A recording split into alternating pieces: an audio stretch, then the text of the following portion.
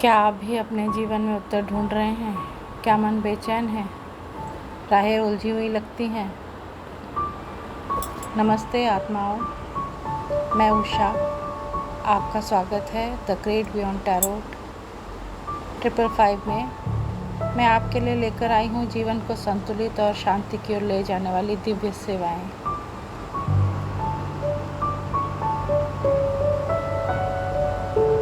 आपकी आत्मा की आवाज़ समझने के लिए रेकी हीलिंग, ऊर्जा संतुलन और आंतरिक शांति के लिए क्रिस्टल हीलिंग, प्रकृति की शक्ति से चक्रों को जगाने के लिए लामा फेरा हीलिंग, गहरे कार्मिक क्लीनिंग और मानसिक मुक्ति के लिए। मैं अवेलेबल हूँ online and offline bye appointment only. World wide online session भी है, in person available in your city और रीजन। अगर आप किसी उत्तर, शांति या समाधान की तलाश में हैं तो आइए जुड़िए मेरे साथ। आपकी आत्मा की यात्रा में को मैं पूरी श्रद्धा, प्रेम और ऊर्जा के साथ मार्गदर्शन दूंगी। कांटेक्ट करना, DM करिए मुझे व्हाट्सएप पर 9653837331 पर। ओनली टेक्स्ट मैसेज ही करेंगे, कॉल कोई नहीं करेगा। क्रिस्टल हीलिंग,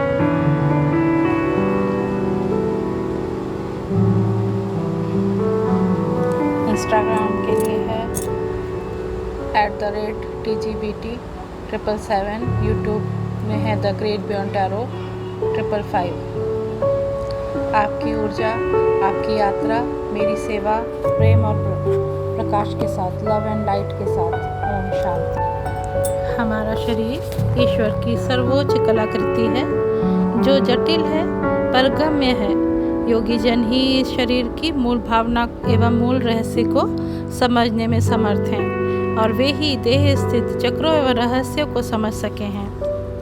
हमारे प्राणमय कोश का मूलाधार सुषुम्ना नाड़ी है, जो सूक्ष्म ज्ञानवाहक एवं गतिवाहक मेरुदंड के भीतर छिपी होने पर भी पूरे शरीर को आलोकित एवं ज्योतिस्नित करने में समर्थ है।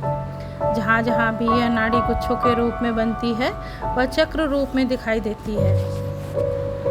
आधार चक्र या मूलाधार चक्र ये 4 पंखुड़ियों वाला कमल दल है। इसका मूल मंत्र है लम। चारों पंखुड़ियों के मंत्र है वम, शम, पम, सम। मूलाधार चक्र या पृथ्वी तत्व का प्रधान चक्र है, जो शुंडाकृति के रूप में लाल रंग सा दिखाई देता है। यह गुदा से ऊपर गणेश चक्र तक अश्वपुंजवत दिखाई देता है। इसका दर्शन करना ही यथार्थ दर्शन कहलाता है। स्वाधिष्ठान चक्र 6 पंखुड़ियों वाला कमल दल है। इसका मूल मंत्र है वम और पंखुड़ियों के मंत्र है वम, भम, भम, मम, यम, रम, लम। स्वाधिष्ठान चक्र मूलाधार से लगभग 4 उंगलों पर मूत्राशय या गर्भाशय के मध्य में अवस्थित होता है, जिसका रंग दूध से भरे स्वर्णिम कटोरे के समान होता है।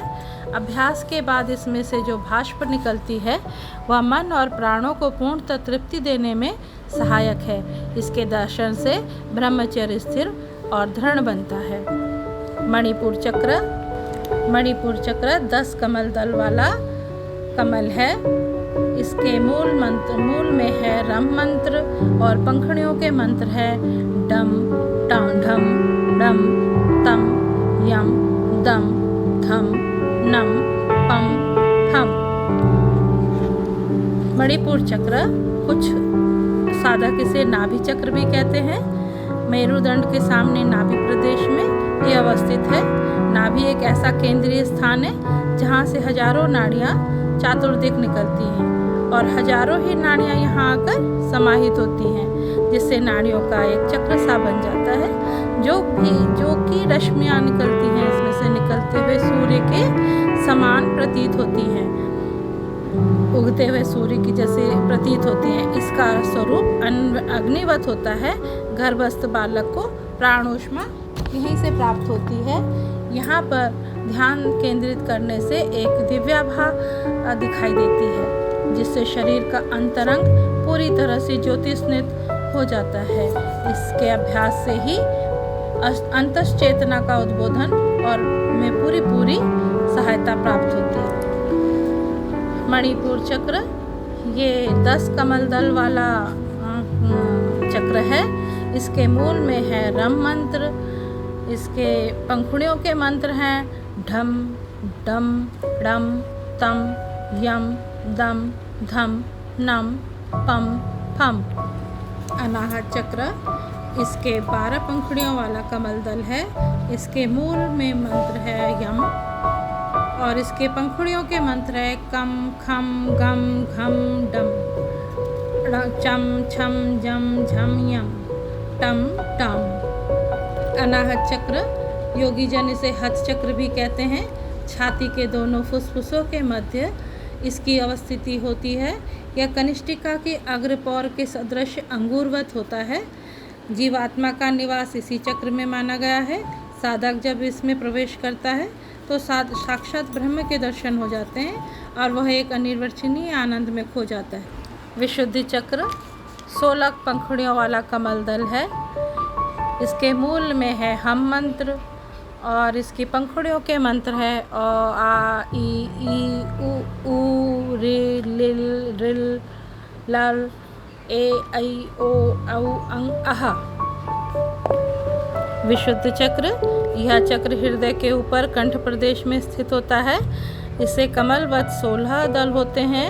जब साधक अपनी साधना के बल पर इस चक्र में प्रवेश कर जाता है तब वह दिव्य श्रुत सा बन जाता है। मन स्थिर हो जाता है, भूख प्यास समाप्त हो जाती है। आज्ञा चक्र 2 कमल दल के समान 2 पंखुड़ियों वाला कमल दल होता है। इसके मूल का मंत्र है ओम। हाँ, हम और लम इसकी दोनों पंखुड़ियों के मंत्र हैं। आज्ञा चक्र यह ललाट भाग के भूमध्य में स्थित होता है। यह सर्वोपरि चक्र माना गया है। जब साधक इस चक्र में प्रवेश करता है तो दीप शिखावत ज्योति उसके सामने स्पष्ट होती है। यह दिव्य दृष्टि संपन्न चक्र कहलाता है। साधक जब यहाँ तक पहुँचता है तब वह दूर देश स्थित पदार्थ घटनाएं आदि देख सकने में समर्थ होता है और लौकिक भाषा में उसे दिव्य नेत्र की प्राप्ति होती है। कुछ साधक इसे आज्ञा चक्र भी कहते हैं। शिव के तीसरे नेत्र की अवस्थिति इसी आज्ञा चक्र के मध्य मानी गई है। साधकों के अनुसार जब आज्ञा चक्र तक साधक की अवस्थिति हो जाती है तब संसार की समस्त शक्तियाँ उसके पास स्वतः ही हो जाती हैं, क्योंकि वह जो कुछ भी सोचता है या आज्ञा देता है वह कार्य तुरंत संपन्न होता है। शिव का मदन दहन इस कथन का ज्वलंत साक्ष्य है। आज्ञा चक्र में प्रवेश करने के बाद ही साधक सहस्रार चक्र में प्रवेश कर पाता है। यहाँ पर एक बात बताना चाहूँगी कि साधक ध्यान के समय सबसे पहले आज्ञा चक्र को ही खोलने की कोशिश करते हैं, जो कि नियम के विरुद्ध है। पहले से आप मूलाधार से अपना ध्यान लगाना शुरू करिए।